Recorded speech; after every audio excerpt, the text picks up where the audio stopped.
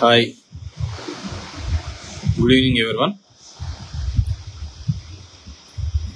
Happy Raksha Bandhan to everyone. చాలా రోజులు అయింది. మొదటి నుంచి కూడా ఈ ఈవీఎం అవకతవకల మీద, ఈవీఎంలో జరుగుతున్న పొరపాట్ల మీద నేను మాట్లాడుతూనే వచ్చాను. సో దాని తర్వాత డిఫరెంట్ వాళ్ళు స్టేట్మెంట్స్ ఇవ్వడము, మొన్న కూడా పరకాల ప్రభాకర్ కూడా ఇక్కడ కొచ్చిన్లో స్టేట్మెంట్ ఇవ్వడం జరిగింది. వీళ్ళకి సంబంధించిన అవకతవకలు ఎలా ఉన్నాయి, ఎలా జరిగాయి అనే దాని మీద ఆయన కూడా ఇవ్వడం జరిగింది. సో ఈ విధంగా ఒక కంప్లీట్గా ఒక మ్యానిపులేషన్స్. ఆ రోజు ఓడినప్పుడు చంద్రబాబు నాయుడు అన్నాడు, దాని తర్వాత ఇప్పుడు మేము ఓడినప్పుడు మేము అంటున్నాం అనేది కాకుండా ఓవరాల్గా కూడా ఎలక్ట్రికల్ డివైజెస్ ఏదైనా కానీ మే గెట్ కాంప్రమైజ్డ్. ఎక్కడో చోట అది మ్యానిపులేట్ చేయడానికి వీలుంది అని చెప్పేసి మనం చూస్తూనే ఉన్నాం. ఇప్పుడు మామూలుగా ఫోన్ ట్యాపింగ్స్ కానీ, ఇంత సెక్యూర్డ్ ఫోన్స్ ఉన్నా కానీ, వాట్సాప్లో కానీ ఒక చిన్న మెసేజ్ పంపించి మొత్తం అంతా ఇది. సో దీని మీద ఒక బలమైన ప్రజాస్వామ్య వ్యవస్థ ఉండాలన్నా, ఇది చేయాలి అన్నా, మొదటి నుంచి కూడా దొంగ ఓట్లు అనేది ఏ విధంగా ఉందో, ఇంతకుముందు దొంగ ఓట్ల మీద కూడా ఫైట్ చేసిన మీకు చాలా సందర్భాల్లో చెప్పడం జరిగింది. ఇప్పటికీ ప్రతి కాన్స్టిట్యున్సీలో ఒక 10,000 దాకా డెత్ కావచ్చు, లేని ఓట్లు కావచ్చు, దొంగ ఓట్లు కావచ్చు, ఒక 10,000 దాకా ఉంటాయి ప్రతి కాన్స్టిట్యున్సీలో.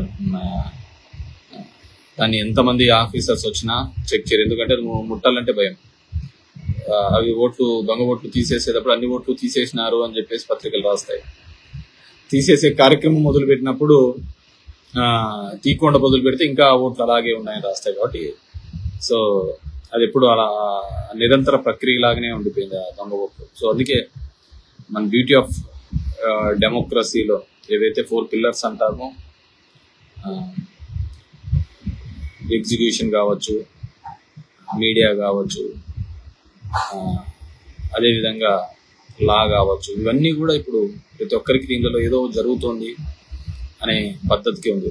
పొలిటికల్గా కావచ్చు, చట్టాలు చేసే దాంట్లో, దానిని ఎగ్జిక్యూట్ చేసే దాంట్లో అవి సరిగ్గా ఉన్నాయా లేవా అని మానిటర్ చేసే మీడియాలో కావచ్చు, తప్పులు జరిగినప్పుడు దాన్ని ఇది చేసే న్యాయ వ్యవస్థలు కావచ్చు, ప్రతి చోట ఒక డివిజన్ అనేది రావడం జరిగింది.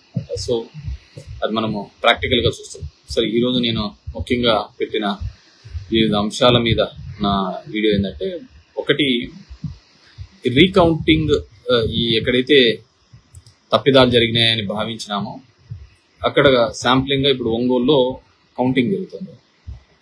దానికి ఎస్ఓపి ఎలక్షన్ కమిషన్ ఇచ్చింది. ఎస్ఓపి అంటే స్టాండర్డ్ ఆపరేటింగ్ ప్రొసీజర్.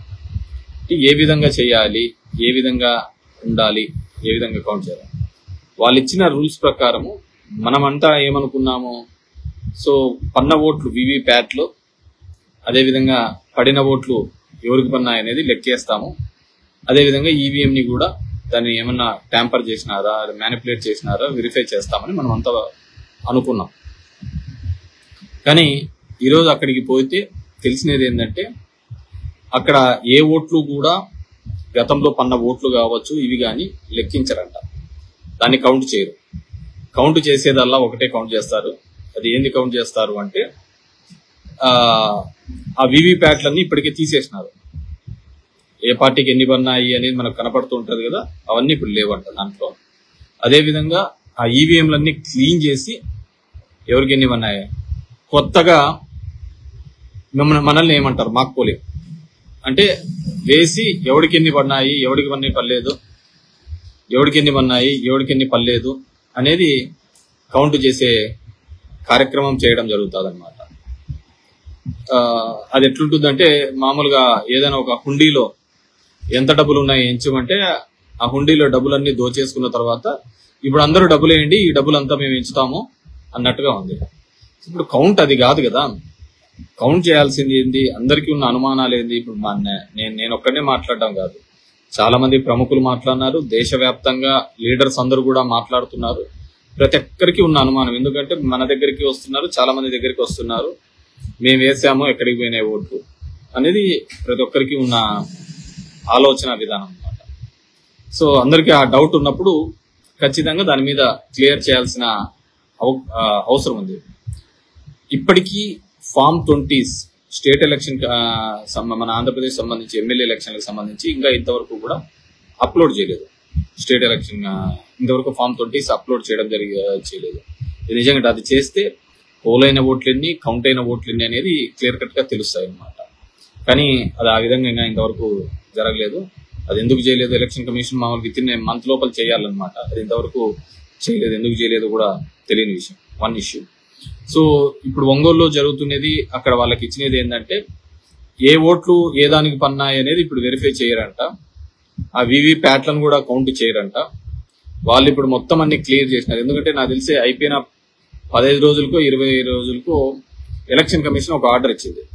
ఏం ఆర్డర్ ఇచ్చింది అంటే మొత్తం వివి ప్యాట్లన్నీ కూడా ఉండేటివన్నీ కూడా బర్న్ చేయండి, అన్ని క్లియర్ చేయండి అని చెప్పేసి నాకు తెలిసి మా జిల్లాలోని మా ధర్మవరంలో అయితే ఇప్పటికే బెంగళూరు కూడా వెళ్ళిపోయినాయి ఆ ఈవీఎంస్ అన్ని కూడా, అన్నింటినీ కూడా పంపించినారు. ఇంకా చేసేది ఏంది లేదు. సో అదే పనిగా ఇట్స్ డిలే ప్రాసెస్ చేయన్నారు ప్రతి ఒక్కరికి ఉన్నట్టుగానే. సో దీంట్లో క్లియర్ కట్ గా చేయడం జరిగింది. బాలినేని శ్రీనివాస్ రెడ్డి గారు ఇప్పటికే హైకోర్టుకు కూడా పోవడం జరిగింది. పోయి ఇది మేము అడిగినది ఇది కాదు, సుప్రీంకోర్టు ఇచ్చిన మార్గదర్శకాలు వేరు, వీళ్ళు ఇస్తున్న స్టాండర్డ్ ఆపరేటింగ్ ప్రొసీజర్స్ వేరు అనే దాని మీద వాళ్ళు కూడా లీగల్ గా ప్రొసీడింగ్ కావడానికి వెళ్ళడం జరిగింది. ఈ రోజు ఉండాల్సింది అది రేపటికి డిస్పోజ్ కావడం జరిగింది. సో ఇది ఎలక్షన్స్ కి సంబంధించిన విషయం. రెండోది సంబంధించి ఈరోజు రక్షాబంధన్. కానీ ఈ వారం 10 రోజులుగా కూడా చూసినాం, కోల్కతా ఒక డాక్టర్, దాంట్లో నిజంగానే దురదృష్టకరమైన సంఘటన. మోమిలా దేబ్నాథ్ అనే ఒక డాక్టరు, 31 years old డాక్టర్ కి సంబంధించిన ఒక కిరాతకమైన సంఘటన. మొత్తం యావత్ దేశమంతా కూడా నిరసన తెలుపుతున్న సందర్భం. దీని ఇంకా కొన్ని చోట్ల పొలిటికల్ గా వాడుకునే ప్రయత్నం చేస్తుంది. It's very cheap and very bad. ఆ ప్రయత్నాన్ని మానండి. ఖచ్చితంగా ఒక మంచి చట్టం తీసుకొని వచ్చే విధంగా, అలాంటి పనులు చేసిన వారికి ఖచ్చితమైన ఒక కఠినమైన శిక్షను ఉండే విధంగా. ఎందుకంటే ఇప్పుడు మనం చాలా దేశాలు చూస్తున్నాయి, చాలా వెనుకబడిన దేశాలు లాంటి దాంట్లో కూడా, వెనుకబడిన దేశాల్లో కూడా ఇలాంటివి చేస్తే ఒక భయాన్ని క్రియేట్ చేసే విధంగా ఉరి తీసే కార్యక్రమం చేస్తుంటారు. పబ్లిక్ గా ఉరి చేసే ఈ క్రైమ్ రేట్, ఆడవారి మీద జరిగే ఈ క్రైమ్ రేట్ తగ్గాలి అంటే ఖచ్చితంగా ఒక కఠినమైన నిర్ణయం తీసుకుంటేనే తప్ప, అది కూడా నిర్ణయం సత్వర పరిష్కారం అయ్యే విధంగా, తొందరగా ఎగ్జిక్యూట్ అయ్యే విధంగా. ఎందుకంటే మనం చూస్తున్నాం ఎంత డిలే ప్రాసెస్ జరుగుతుంటది.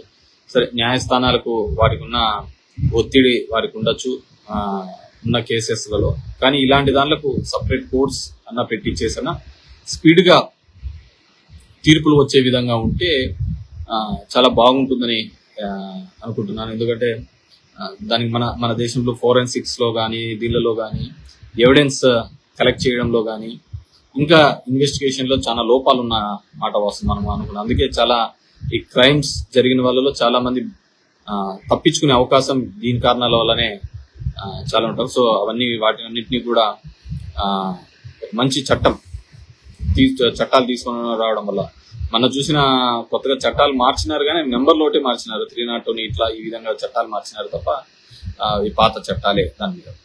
అండ్ రెండో విషయం వచ్చేసరికి బంగ్లాదేశ్ ఇష్యూని కూడా ఏ విధంగా దింపినారు. దాంట్లో నేను మొత్తం బాగా పూర్తిగా చూడటం జరిగింది. ఎందుకు ఈ విధమైన ఒక ప్రజల్లో ఒక అభద్రతా భావం వచ్చిందంటే, దానికి నాకున్న ఇన్ఫర్మేషన్ ప్రకారం 1972లో ఎవరైతే పాకిస్తాన్ నుంచి ఈస్ట్ పాకిస్తాన్ గా పక్కకి రావాలనుకున్నారో, పక్కకు వచ్చారో, ఆ రోజు ఆ ఉద్యమంలో ఎవరైతే 1972 ఉద్యమంలో పాల్గొన్నారో వాళ్ళకు సంబంధించి ఆ ఉద్యమకారులకు రిజర్వేషన్ అనేది ఉండేది.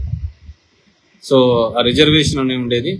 ఆ రిజర్వేషన్ ని వాళ్ళ పిల్లలకి కూడా వచ్చే విధంగా రిజర్వేషన్ అనేది ఆ రోజు ఎవరైతే ఉద్యమం నడిపించినారో వాళ్ళ కూతురే అక్కడున్న ప్రధాని కూడా.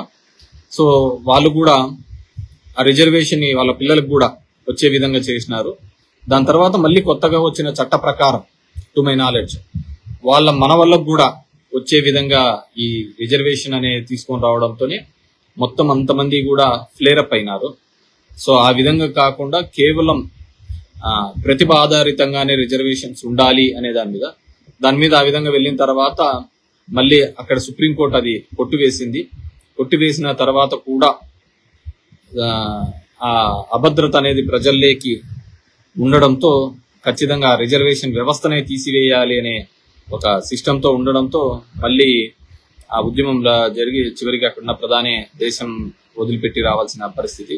సరే, దాని వెనకాల అమెరికా అదే విధంగా మిగతా దేశాలు కూడా కుట్ర దాగి ఉంది అనేది కూడా అంటున్న విషయం. సో వాట్ ఎవర్ మేబీ అది తేలాల్సింది. కానీ the main reason is against reservations అక్కడ జరిగిన ఇది. మరి అలాంటిది కూడా మన భారతదేశంలో కూడా మళ్ళీ ఏమన్నా మొదలవుతుంది అనేది. రెండో దానికి సంబంధించి ఒలింపిక్స్ సంబంధించి వినేష్ ఫోగాట్ ఒక రెజ్లర్ గురించి బాగా రాజకీయం జరిగింది. సో నేను మొత్తం అందరివి చూడడం జరిగింది. మనకు వచ్చిన మెడల్స్ ఏంటి హైయెస్ట్ గా అమెరికా మొదటి స్థానంలో ఉంటే, చైనా రెండో స్థానంలో ఉంటే, జపాన్ లాంటి చిన్నవి మూడో స్థానంలో ఉంటే, మనము 84 దేశాలు దీంట్లో పాల్గొంటే మనం 71 స్థానంలో మనం ఉండడం జరిగింది. సో అందరికీ కూడా మెడల్స్ కావాలి. కానీ దానికి సంబంధించి మనం క్రియేట్ చేస్తున్న ఫెసిలిటీస్ ఏంటి, మనం ఇక్కడ ఇస్తున్న అవకాశాలు ఏంటి? కేవలం నారాయణ చైతన్య ఇలాంటి దానిలో రాత్రింబగులు చదివించి పెడితే మెడల్స్ ఏంది వస్తాయంటే మనకు కేవలం ఒకటే క్రీడని మీద మనం అందరం కూడా ఆధారపడి క్రికెట్ అనే క్రీడని చుట్టే తిరుగుతూ ఉంటే భారతదేశంలో ఇంకొక ఆట గాని ఇంకా క్రీడలు గాని ముందుకు తీసుకున్నాను. ఇంతకుముందు నేను చాలా సార్లు చెప్పడం జరిగింది, చాలా చోట్ల కూడా చెప్తూ ఉంటారు. నాదొక వీడియోలో చూశాను, ఏం గేమ్స్ ఆడటం లేదా అంటే మా అమ్మ ఫోన్ ఇవ్వలేదు అనేది. సో అందరికీ అదొక కామెడీ లాగా అనిపించింది, కానీ నాకు బాధ అనిపించింది. ఎందుకంటే ఈ రోజు మన దేశంలో ఉన్న వ్యవస్థలో ముఖ్యంగా ఏంటంటే చదువు అంటే కేవలం ఫోన్ల మీదనే తప్ప ఫీల్డ్ మీద గ్రౌండ్లలో లేదు. చాలా స్కూల్స్ కూడా అదే విధంగానే వాళ్ళని ప్రోత్సహిస్తుంది. తల్లిదండ్రులు కూడా అదే ఆశిస్తున్నారు, మార్క్స్ తప్ప వేరే దానిల గురించి ఆలోచించడం లేదు. కేవలం మార్కులు వస్తే చాలు అనే దానిల మీద తప్ప ఇంకా వేరే దానిల గురించి ఆలోచించడం దురదృష్టకరమైన సంఘటన. అదేవిధంగా సెకండ్ థింగ్, సో ఆ విధంగా రావాలంటే పిల్లల తల్లిదండ్రులు ప్రోత్సహించాలి.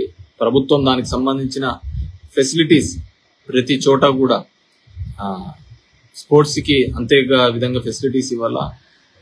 మిగతా రిజర్వేషన్లు దీనిల కంటే ఆ స్పోర్ట్స్ కోటాలో ఉన్న వాళ్ళకు మంచి రిజర్వేషన్స్ ఇచ్చి దీనిల వల్ల మంచిగా ఉద్యోగాల అవకాశాలు వస్తాయంటే డెఫినెట్ గా కూడా దానిలో ముందుకు తీసుకొని పోయిన విధంగా ఉంటుంది. మనం ఫెసిలిటీస్ ప్రొవైడ్ చేయకుండా మనకు మెడల్స్ రావాలంటే మనకు రావన్నమాట. సో అదొకటి. And coming to the AP state, నేను ఇంతకుముందు కూడా చెప్పడం 15,000 కోట్లు పార్లమెంట్ లో అనౌన్స్ చేసిన తర్వాత అది గ్రాంట్ రూపంలోన ఇది అంటే మళ్ళీ మన చంద్రబాబు నాయుడు గారు పోయినప్పుడే అది అప్పు తొందరగా ఇప్పియండి వరల్డ్ బ్యాంకులతో అని చెప్పి చెప్పడం జరిగింది. సో ఇట్స్ అప్పు బేస్ మీదే మనకు రావడం ఇది చాలా తప్పు అని నేను అనుకుంటున్నాను. మొత్తం అంతా ఒకటే ప్రాంతంలో ఇన్వెస్ట్ చేయడం వల్ల మళ్ళీ ప్రాంతీయ అసమానతలు రావడానికి అవకాశం ఎక్కువ ఉంటుంది అనేది నా యొక్క ఫీలింగ్. మొత్తం శ్రీకాకుళం నుంచి అనంతపూర్ వరకు ప్రతి ప్రాంతము అభివృద్ధి జరగాలి. అక్కడ సైంటిఫిక్ గా ఏదైతే ఫీజిబుల్ అవుతుందో వాటిని డెవలప్ చేసుకునే కార్యక్రమం జరిగితే బాగుంటుంది. ఆ విధంగా గతంలో మా నాయకుడు జగన్మోహన్ రెడ్డి గారు ఆ ప్రయత్నం చేసినారు. కానీ దానికి ప్రజల నుంచి వాటిని పెద్దగా యాక్సెప్ట్ చేసినట్టుగా కనపడటం, డీసెంట్రలైజ్ డెవలప్మెంట్ అనేది.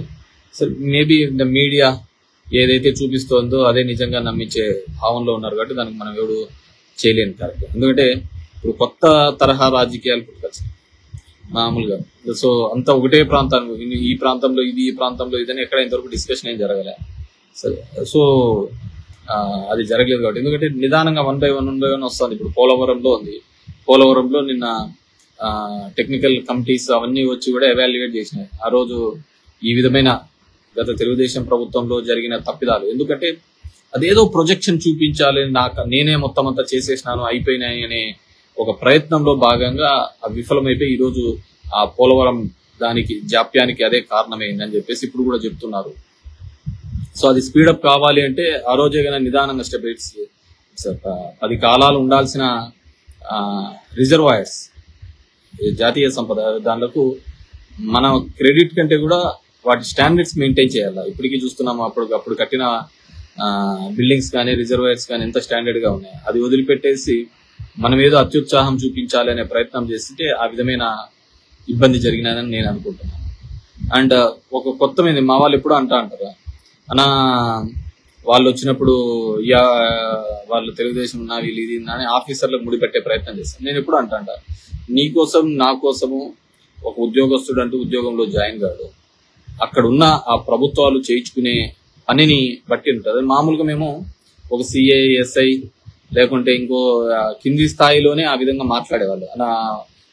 ఇతను టీడీపీకి సంబంధించిన ఉద్యోగినా, ఇతను వైసీపీకి సంబంధించిన ఉద్యోగినా. కానీ మొట్టమొదటిసారిగా అది ఐఏఎస్, ఐపీఎస్ వరకు కూడా పాకింది. సో ఇతను వైసీపీకి, రోజు పేపర్లలో అదే చూస్తున్నాం, ఇంకా ఇప్పటికీ వైసీపీ అధికారులే ఉన్నారు, ఇప్పటికీ వైసీపీ వాళ్ళు అదే చెప్పారు. దీంట్లో వైసీపీ అధికారులు, టీడీపీ అధికారులను ఎక్కడా ఉండరు, వాళ్ళ అధికారులు మాత్రమే. వాళ్ళను ఏ ప్రభుత్వము వాడి ఆలోచన విధానం ప్రకారం చేయించుకుంటుంటాదో వాళ్ళ ఉంటుంది. ఇప్పుడు సిసిఎల్ఏ సాయి ప్రసాద్ ఉండే, ఆయన పక్క చంద్రబాబుకు బంధువు అవుతారు, దూరంగా అన్ని అవుతారు. కానీ సిసిఎల్ఏ లాంటి కీలకమైన పోస్ట్ ఇవ్వడం జరిగింది. ల్యాండ్ టైటిలింగ్ యాక్ట్ అనేది ఏదైతే అందరూ విమర్శలు గురిపిస్తున్నారో ఆ టైటిల్ యాక్ట్ లో కీలకంగా ఉండేది కూడా ఆయనే మళ్ళీ. సో అలా ఉండదు. సో పరిస్థితులు బట్టి, వారి యొక్క నైపుణ్యాన్ని బట్టి సో కన్సర్న్ డిపార్ట్మెంట్స్ కానీ వాళ్ళు కానీ దాన్ని వాడుకుంటారు. సో నీ కోసం నా కోసం ఇక్కడ ఆఫీసర్లు అనేది ఉంటారన్నమాట. సో అదొకటి డిఫరెంట్ గా కూడా ఇది చేస్తుంటారు.